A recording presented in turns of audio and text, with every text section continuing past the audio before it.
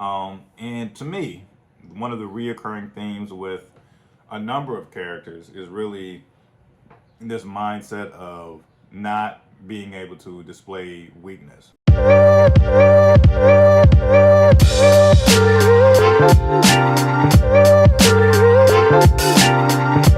Hey, what's going on, folks? Another episode of Ryan Reviews Everything, and we are talking about the limited series that's on Netflix right now called A Man in Full.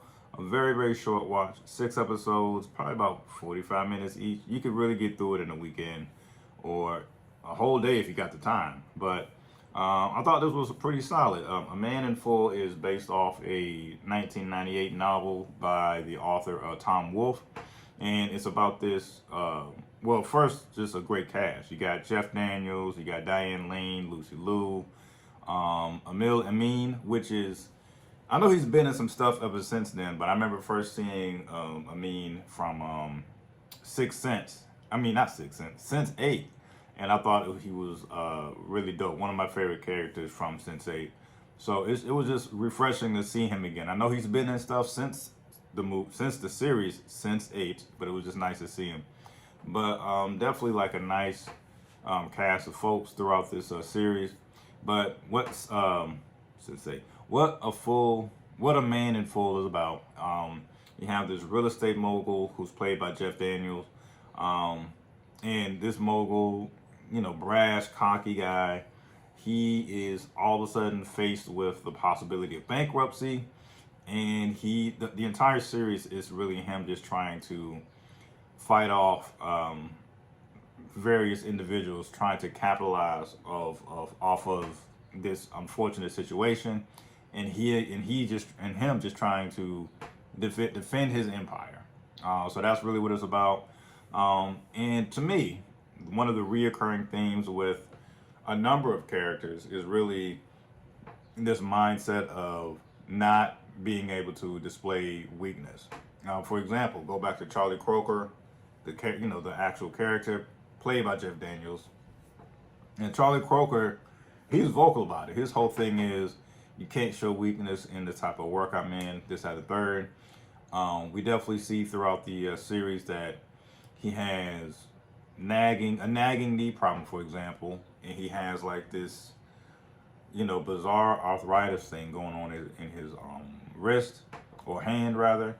And one of the, just one small example of not showing weakness, he wants to, make sure he gets the top of the line best knee replacement, so he doesn't show weakness, so he doesn't have to walk with a cane, or even if he doesn't have a cane, so he doesn't have to walk with a limp, this and the third. So there's plenty of other examples of this mindset of not showing weakness throughout Charlie, with this character Charlie Croker. Once again, that's kind of what this whole thing is about. He doesn't want to sell off any of his assets. He actually owes the bank $800 million.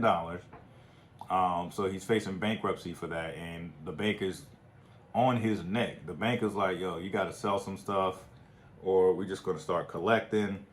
However you want to do it, and you screwed over. So instead of him submitting in any way, he fights this whole thing just trying to rub elbows, network with certain people to see if they can help him get out of this financial jam that he has. And so he goes through, not a lot, but definitely a few people trying to see how he can help them and how they can help him with his financial, disaster he got going on. So it's just very, very, very smooth movie, man. And there are other characters as well that still show this act of showing no weakness. I think my favorite character throughout this, and this might have some spoilers, so let me just warn you now. My favorite character throughout this, we have a guy by the name of Conrad Henley. He did a great job. What is his name? Sorry, I'm trying something different, y'all. Conrad Henley is played by an actor by the name of John Michael Hill, and he did an amazing job. That was my favorite character throughout this entire thing. A quick example of him just trying to stay strong. He's wrongfully getting told because like the front part of his car is barely in a red zone, and that's because you could clearly see that this truck who parked behind him wanted to squeeze in and kind of pushed him into a violation.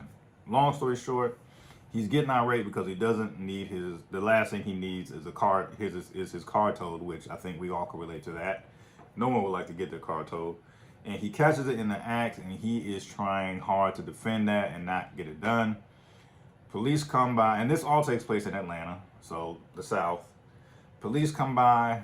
He actually gets in his car while it's being towed, just protesting, and police yank him out, and they hit him a few times.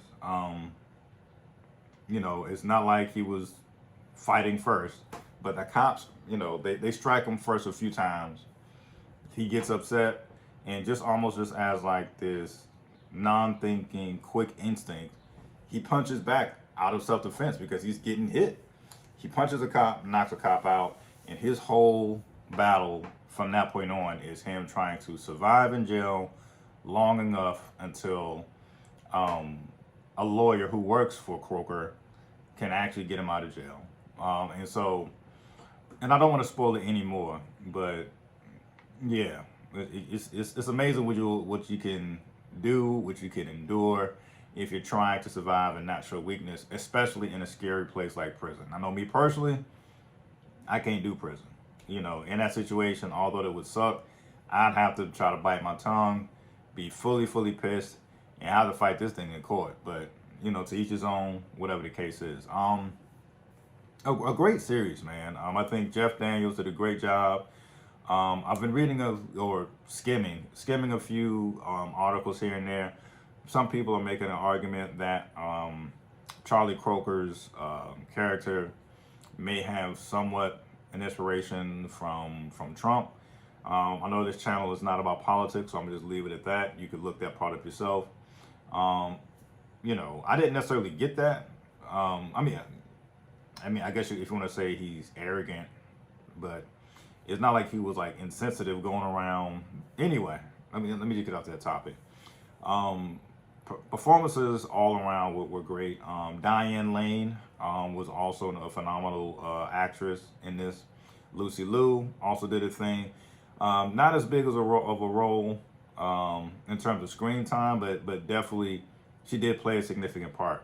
And if I were to compare it to something, this definitely is kind of like it's like a corporate drama is the best way I could put it. It kind of reminds me of Billions. Bobby Axelrod and all that type of stuff. If you're familiar, with Damian Williams, I think his name is, and Paul Giamatti. The only difference is, once again, it does give me a Billions feel. Only difference is Bobby Axelrod wasn't in no debt. All right, he wasn't facing bankruptcy and all that type of stuff. It was just him making shitloads of money, and the DA, played by Paul Giamatti, and his team knew he was cutting corners, and he wasn't having it. So with this one, Jeff Daniels' character is in debt, and instead of the DA being on him, you got the bank that loaned him $800 million, who was trying to come and collect and embarrass him in any way possible, all type of stuff. So a dope series. Once again, 6 episodes, about 40-ish minutes every episode. You can really get through it. So let me know what you think if you saw it. Love it or hate it, that's my opinion. Peace.